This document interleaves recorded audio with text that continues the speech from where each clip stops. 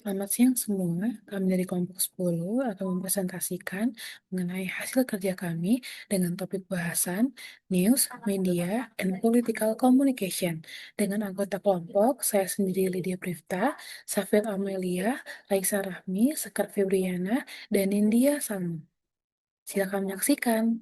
Definisi berita atau news, yaitu laporan mengenai suatu peristiwa yang aktual, faktual, dan menarik yang dianggap penting untuk diinformasikan kepada masyarakat luas. Berita berfungsi sebagai laporan tercepat tentang fakta atau ide terbaru yang dipilih untuk disebarluaskan kepada masyarakat. Dalam konteks media, berita disampaikan kepada publik melalui berbagai saluran, baik secara cetak maupun digital, dan harus mengandung unsur penting agar memiliki daya tarik bagi masyarakat ataupun pembaca. Nah, struktur berita yang utuh harus mengandung unsur 5W dan 1H. Apa saja? Yang pertama yaitu what atau apa, menjelaskan apa yang terjadi atau peristiwa yang sedang diberitakan. Yang kedua, who atau siapa, menjelaskan siapa saja yang terlibat dalam peristiwa tersebut. Bisa seperti pelaku, korban, ataupun pihak yang terkait. Selanjutnya, when atau kapan, menjelaskan waktu terjadinya peristiwa. Selanjutnya, where, yaitu di mana, menjelaskan mengenai lokasi atau tempat peristiwa berlangsung. Selanjutnya, why, yaitu mengapa, menjelaskan alasan atau penyebab terjadinya peristiwa. Yang terakhir, how, bagaimana, menjelaskan cara atau proses terjadinya peristiwa, serta sebab akibat yang muncul dari peristiwa tersebut. Nah, berikut juga saya jelaskan mengenai bagian dari kerangka berita yang terbagi menjadi 4. Yang pertama, dan yang paling utama, yaitu judul atau headline. Bagian yang paling atas ini berfungsi untuk menarik minat pembaca. Dari judul saja kita bisa tahu mengenai isi peristiwa atau berita yang akan diinformasikan. Yang kedua, teras atau lead, yaitu paragraf pertama dari berita yang sangat penting yang berisikan struktur dari unsur 5W dan 1H. Yang ketiga, yaitu tubuh berita atau body. Bagian ini berisi penjelasan lebih rinci dari teras berita, yaitu menjelaskan lebih lanjut tentang peristiwa, termasuk latar belakang terjadinya, dan kutipan dari narasumber yang terkait. Nah, yang terakhir ada ekor berita atau tail, yaitu bagian terakhir yang berisi informasi pelengkap atau tambahan. Informasi pada bagian ini dapat dihilangkan tanpa mempengaruhi pokok utama berita. Definisi media. Media dalam konteks komunikasi adalah alat atau sarana yang digunakan untuk menyampaikan pesan dari komunikator kepada halayak atau penerima pesan. Media berfungsi sebagai perantara yang membantu memproduksi, mengolah, dan mendistribusikan informasi kepada penerimanya.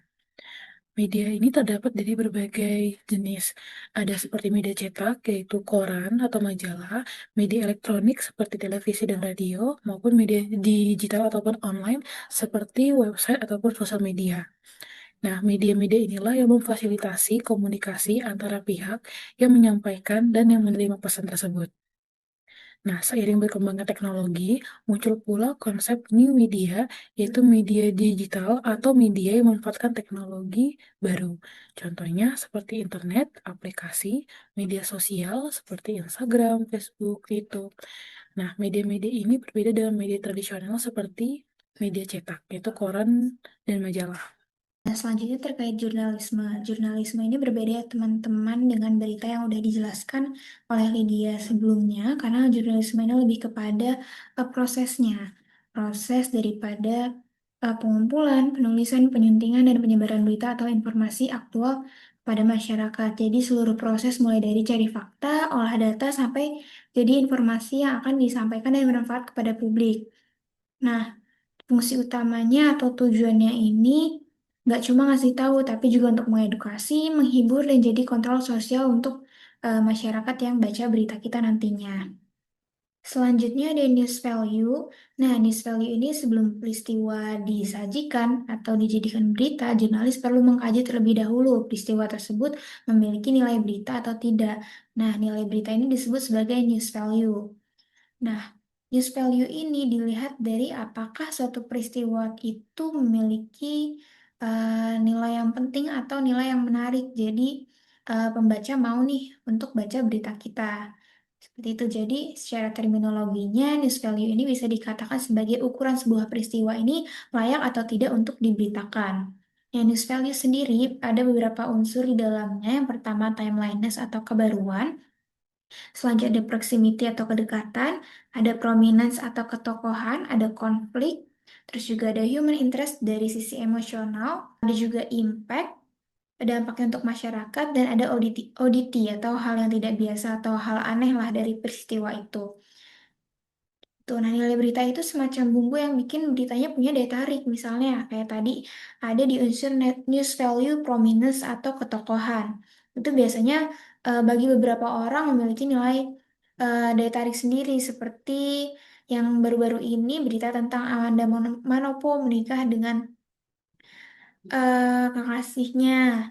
Nah, itu em, souvenirnya kan bukan main-main ya. Nah, itu bisa jadi nilai berita seperti itu. Terus ada juga berita terkait bencana alam. Nah, itu memiliki nilai impact dan human interest.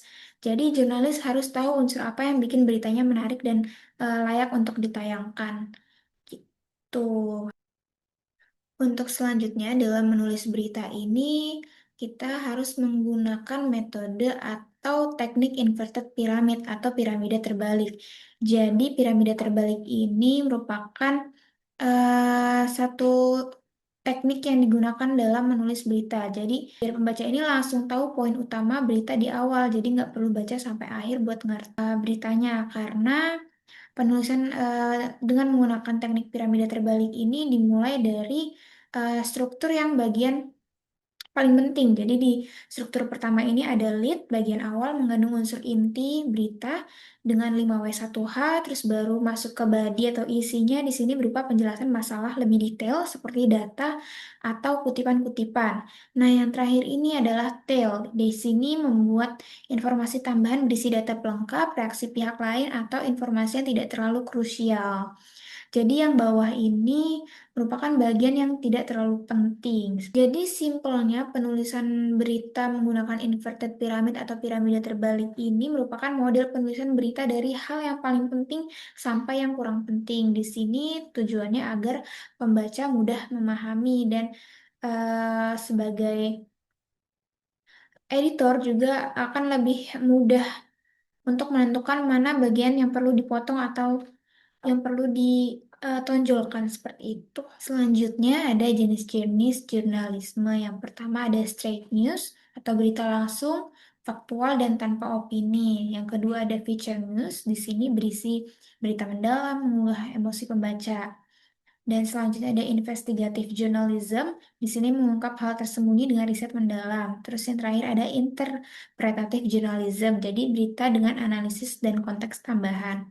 Jadi kalau misalkan straight news itu kayak laporan cepat di portal berita dan dia berfokusnya itu kepada fakta, sedangkan feature lebih ke menceritakan kayak pakai gaya naratif. Terus kalau investigatif itu biasanya membongkar sesuatu yang tersembunyi. Contohnya kalau kalian dulu sering lihat ada kayak investigasi tentang bakso boraks. Nah, di sini menggunakan gaya atau jenis jurnalisme yang investigatif gitu. Nah, yang terakhir ini ada interpretatif atau memberikan analisis lebih mendalam. Jadi kalau straight news itu lebih ke inti. Nah, kenapa dia lebih ke inti? Jadi dia lebih objektif. Misal berita tentang gempa. Kalau straight news jadinya headline-nya mungkin atau beritanya kayak gini. Gempa magnitudo 5,2 mengguncang Maluku. Jadi dia to the point terhadap kasusnya atau beritanya itu tentang apa. Cuma kalau dia versi feature news-nya, dia lebih ke naratif dan human interest.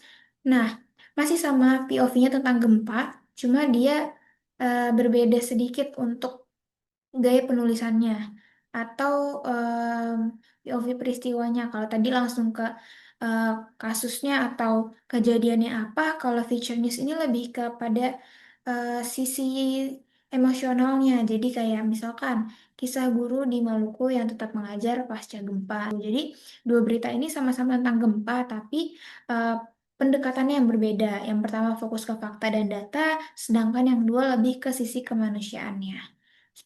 Kode etik jurnalistik berdasarkan Dewan Pers melalui Peraturan Dewan Pers.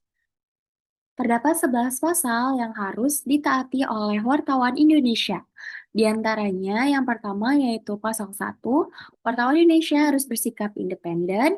Pasal kedua, wartawan Indonesia menempuh cara-cara yang profesional dalam melaksanakan tugasnya.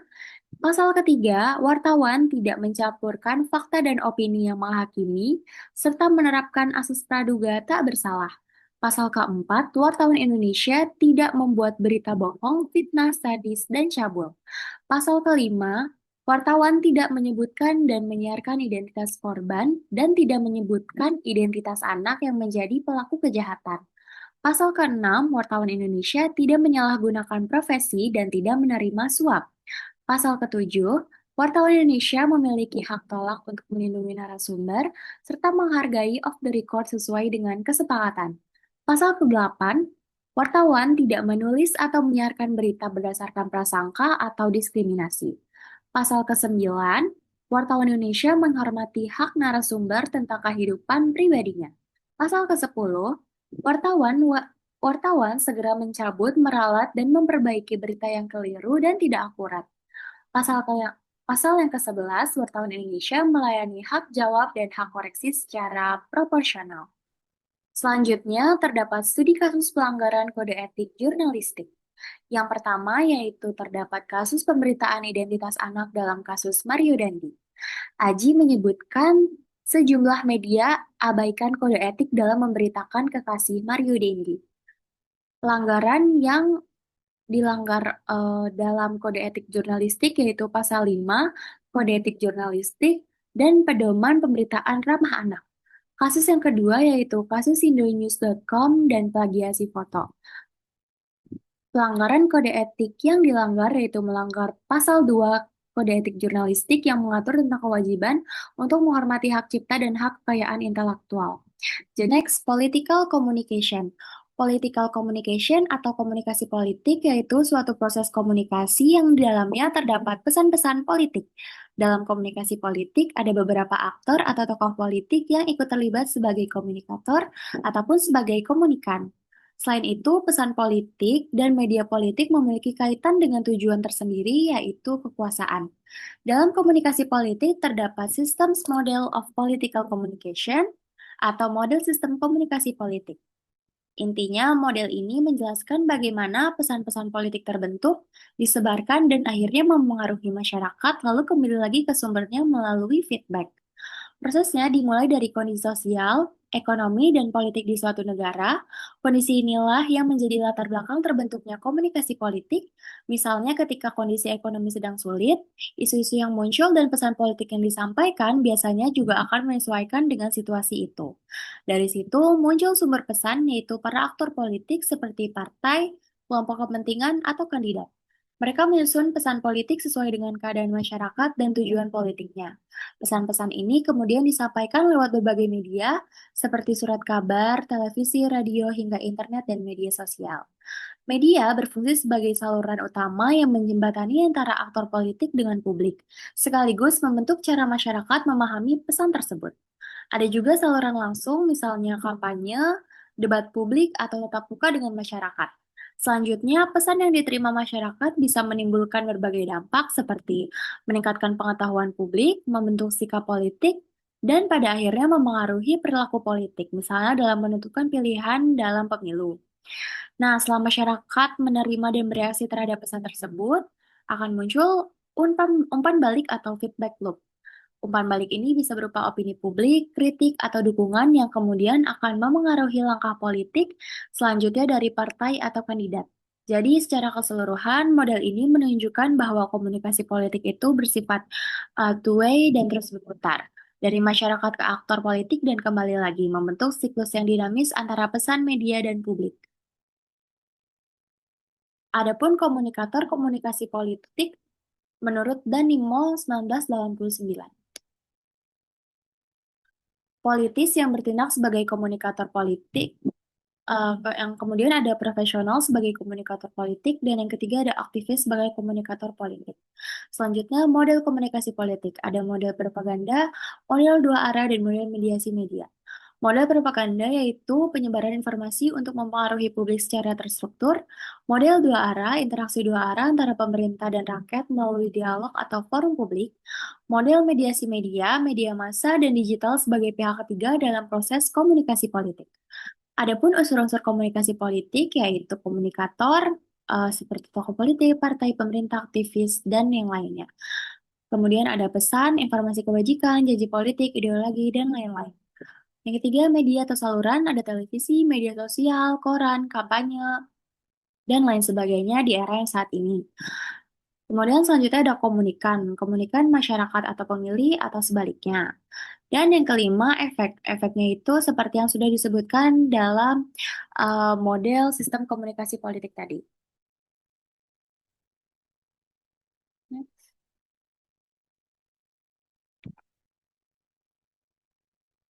Political communication in digital era.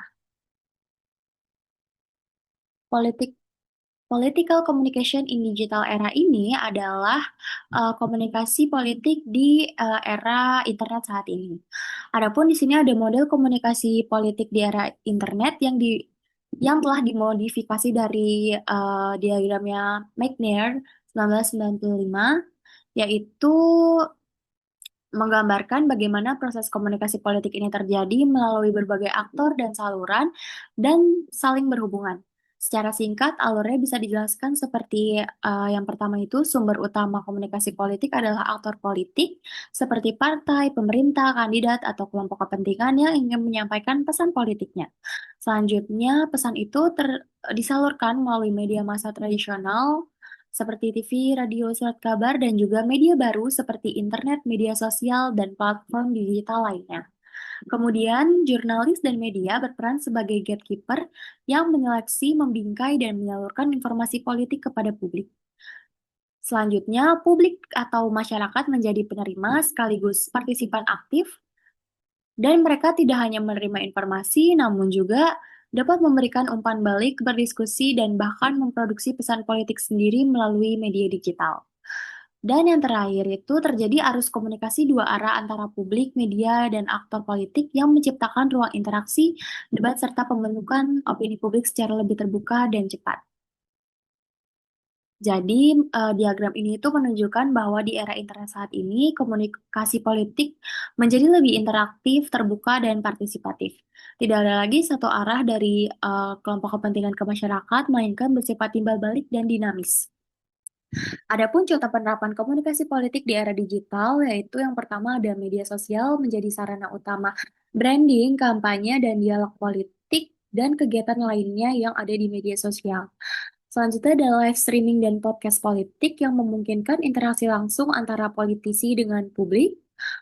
Selanjutnya ada e-polling dan survei online, yaitu untuk memudahkan partisipasi warga dalam pengambilan keputusan politik. Selanjutnya ada influencer dan buzzer politik dimanfaatkan untuk memperluas jangkauan pesan politik. Dan yang terakhir, website resmi dan portal berita digital digunakan untuk membangun citra dan kepercayaan publik. Ada penjelasan dari political branding. Political branding adalah upaya sistematis untuk membangun dan mempertahankan identitas unik dari politisi atau partai politik di mata publik. Hal ini mirip dengan cara perusahaan menciptakan merek untuk menarik dan mempertahankan konsumen. Political branding tidak hanya menjadi alat penting untuk komunikasi politik, seperti meningkatkan elektabilitas dan kedekatan emosional dengan publik, tetapi juga berfungsi sebagai strategi untuk membedakan satu kandidat atau partai dari yang lain di pasar politik yang kompetitif. Nah, berikutnya ada unsur-unsur dari political branding. Yang pertama, identitas, yakni mencakup nama, logo, warna, simbol, dan slogan yang mewakili nilai dan karakter kandidat atau partai. Yang kedua, ada nilai dan visi, yaitu inti dari diferensiasi politik yang membentuk dasar pesan utama dalam kampanye. Yang ketiga, ada citra tokoh atau partai, yakni persepsi publik terhadap tokoh atau partai berdasarkan apa yang mereka lihat, dengar, dan rasakan dari komunikasi politik. Yang terakhir ada komunikasi publik, yakni penyampaian pesan dan pembangunan kedekatan emosional dengan pemilih melalui media dan aktivitas kampanye. Selanjutnya, ada contoh political branding dari tokoh atau partai, yaitu pada tahun 2024, Prabowo menampilkan sisi baru dalam citra politiknya yang mengusung konsep gemoy, yang menggambarkan sisi lucu, menggemaskan, dan santai. Strategi ini menjadi cara untuk menampilkan sosok Prabowo yang lebih humanis dan merakyat, berbeda dari citra sebelumnya yang identik dengan ketegasan dan disiplin militer. Selain itu, penggunaan warna biru pada atribut kampanye juga memperkuat kesan tenang, dapat dipercaya, dan akrab dengan rakyat. Aksi joget Prabowo yang muncul di media sosial juga menjadi simbol keterbukaan terhadap tren anak muda. Selanjutnya, ada definisi dari kampanye politik. Kampanye politik adalah wadah bagi kandidat atau partai untuk menjalankan strategi terencana dalam membangun dukungan dan kepercayaan publik.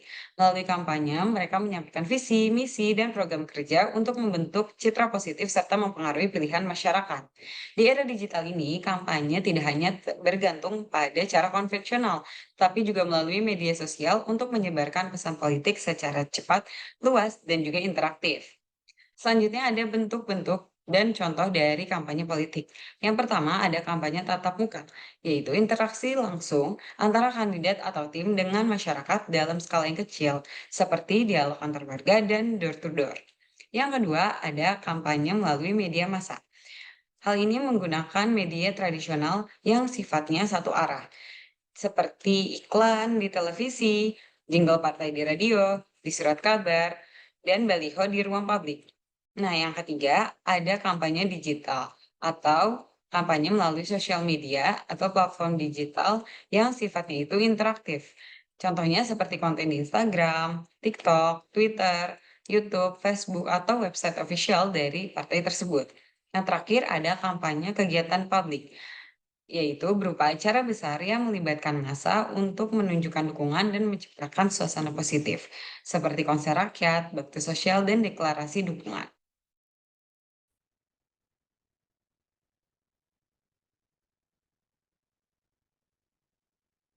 Baik, materi selanjutnya yaitu public opinion. Nah, menurut Leonard William Dove, opini publik ini adalah sikap orang-orang mengenai sesuatu soal, di mana mereka merupakan anggota dari sebuah masyarakat yang sama.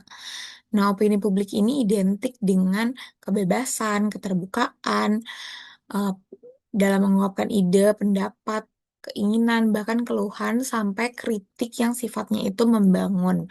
Dengan kata lain, opini publik ini bisa dibilang adalah efek dari kebebasan dalam mengungkapkan ide-ide dan pendapat. Nah, secara terminologis, opini publik ini adalah hasil dari proses komunikasi sosial di mana masyarakat ini membentuk pandangan bersama terhadap isu publik yang relevan dan juga pendapat tersebut itu memiliki pengaruh terhadap kebijakan serta kehidupan sosial dan politik. Jadi ketika masyarakat ini ramai membicarakan isu tertentu, misalnya soal kebijakan pemerintah atau misalkan lagi ada pemilu gitu, itu akan terbentuk opini publik yang memang sedang terjadi pada momen saat itu, gitu.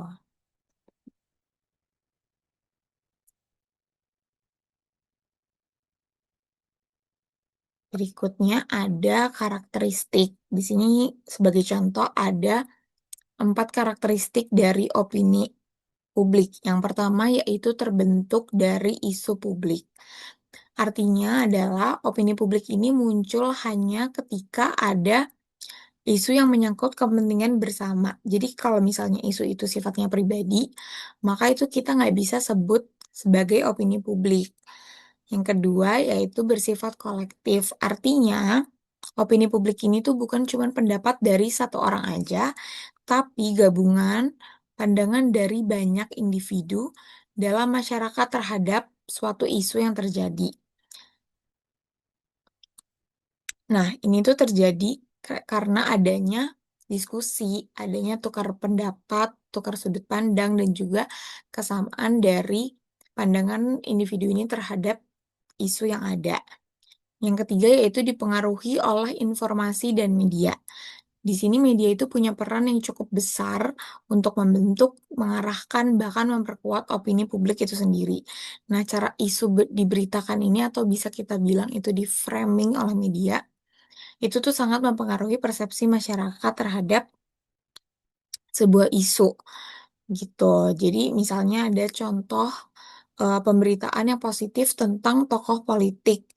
Nah, itu kan bisa meningkatkan citra tokoh politik sehingga bisa mengarahkan perspektif dari masyarakat terhadap tokoh politik tersebut. Yang keempat yaitu memiliki dampak terhadap kebijakan dan juga keputusan politik. Nah, opini publik ini bisa jadi tekanan sosial dan politik bagi pengambil keputusan. Kenapa? Karena pemerintah atau aktor politik ini biasanya itu akan menyesuaikan kebijakan berdasarkan opini masyarakat, berdasarkan pandangan masyarakat terhadap kebijakan yang diterapkan. Misalnya, eh, masyarakat ini menimbulkan reaksi sebuah penolakan yang artinya itu kontra dengan kebijakan yang pemerintah tetapkan. Nah, di situ pemerintah bisa atur strategi dengan menunda kebijakan tersebut karena melihat reaksi dari publik itu yang menolak gitu. Nah, selanjutnya ada identifikasi publik yang dibagi menjadi 3, yaitu ada laten publik, aware, dan juga aktif publik. Yang pertama ada publik laten. Di sini adalah kelompok masyarakat yang sebenarnya mereka tuh terpengaruh sama isu atau kebijakan yang ada, tapi mereka belum sadar. Nah, karena mereka belum sadar, di sini mereka tuh belum cari informasi terkait isu tersebut dan juga belum terlibat dalam diskusi atau aksi apapun yang terkait dengan isu tersebut. Yang kedua yaitu ada aware publik, di mana kelompok masyarakat di sini tuh sudah sadar ada isu atau masalah yang berdampak ke mereka, tapi mereka belum mengambil tindakan secara aktif gitu. Tapi mereka tuh udah mulai nih untuk cari-cari informasi atau mulai diskusi dan juga membentuk opini pribadinya. Nah, yang terakhir ada aktif publik. Di sini kelompok masyarakat yang nggak cuma sadar aja, tapi mereka udah punya persiapan untuk ambil tindakan atau bahkan sampai memperjuangkan isu tersebut. Karena mereka udah ambil sikap, udah siap juga sama isu yang berdampak ke mereka, mereka udah ambil tindakan untuk aktif dalam menyebarkan informasi dan juga biasanya mereka akan terlibat dalam campaign atau aksi sosial bahkan gerakan advokasi untuk memperjuangkan isu tersebut. Berikutnya ada hubungan opini publik dan komunikasi politik. Setelah tadi kita bahas opini publik dan komunikasi politik, apa sih hubungannya antara kedua hal ini gitu ya. Nah, komunikasi politik ini ternyata membentuk opini publik. Jadi berdasarkan formula yang sering kita pelajari yaitu dari Laswell, strategi komunikasi politik itu menentukan terbentuknya opini publik karena adanya pesan, sumber, media, dan juga audiens. Mereka itu saling mempengaruhi satu sama lain sehingga terbentuklah opini publik ini. Nah, komunikasi politik di sini itu efektif untuk membentuk opini publik sesuai pesan yang disampaikan dan juga mempengaruhi pandangan masyarakat terhadap isu politik tersebut. Yang kedua, ada opini publik itu mempengaruhi strategi penggunaan komunikasi politik. Artinya opini publik di sini itu membentuk strategi komunikasi politik. Makanya opini masyarakat yang berkembang itu bisa jadi bahan pertimbangan bagi komunikator politik atau para aktor politik gitu. Nah, yang ketiga ada opini publik ini mempengaruhi kekuatan elit politik, di mana opini publik ini sering dimanfaatkan oleh elit politik untuk membangun citra atau isu tertentu demi memperkuat posisi mereka. Jadi, dengan membentuk opini yang mendukung pandangan profil politik ini, pandangan masyarakat tuh akan mengarah ke sana gitu, karena citranya sudah terbentuk positif. Nah, yang keempat ada opini publik ini mempengaruhi kebijakan pemerintahan. Kenapa mempengaruhi? Karena opini publik ini ternyata punya pengaruh yang cukup besar terhadap proses pengambilan dan juga pelaksanaan kebijakan pemerintah. Jadi pandangan masyarakat ini penting gitu untuk menarik perhatian dari pemerintah. Makanya digunakan untuk mendukung atau bahkan menentang kebijakan yang diterapkan oleh pemerintah. Nah, berikutnya ada persatu. Di sini kita akan bahas apa sih hubungannya dari 3 komponen ini, gitu. Nah, dalam hubungan antara media, berita, dan juga politik, media di sini tuh punya peran sebagai jembatan utama antara dunia politik dan juga publik. Di sini media itu punya peran yang sangat besar dalam membentuk opini publik sebagai pembuat berita. Jadi media itu nggak cuma nyebarin informasi aja, tapi juga menyeleksi isu apa aja sih yang dianggap layak untuk dipublikasikan ke khalayak gitu. Nah, ketika berita itu sampai nih ke masyarakat, sampai ke publik, masyarakat di situ bisa menilai nih isu tersebut. Nanti di situ akan terbentuk opini publik. Jadi media juga punya kekuatan untuk mempengaruhi pikir masyarakat melalui cara mereka membingkai sesuatu berita. Itu atau yang kayak biasa kita kenal sebagai teknik framing. Gitu. Jadi karena itu makanya kecepatan dalam menyebarkan pesan atau berita itu bisa jadi strategi penting bagi media untuk menarik perhatian publik dan juga membentuk pandangan umum terhadap sebuah isu. Jadi dari sisi politisi sendiri, media itu jadi alat penting untuk membangun citra mereka dan juga menyampaikan pesan kepada masyarakat. Nah, sedangkan bagi masyarakat, media juga membantu untuk memahami isu-isu politik dan membentuk opini. Jadi, publiknya akan menerima informasi dan juga membentuk opini dan mengambil sikap politik gitu ya. Nah, media akan tetap menjaga fungsi kontrolnya dan juga tetap menerapkan transparansi kekuasaan pemerintah kepada publik. Seperti itu. Jadi, kita bisa, sebut bahwa hubungan antara media, politik, dan publik itu sifatnya saling mempengaruhi dan saling membutuhkan satu sama lain. Sekian presentasi materi pembelajaran hari ini dari kelompok 10. Kurang lebihnya mohon maaf, semoga apa yang kita sampaikan di sini bisa bermanfaat untuk kita semua. Jika kalau teman-teman punya insight lain, boleh discuss di kolom komen di bawah. Terima kasih. Wassalamualaikum warahmatullahi wabarakatuh.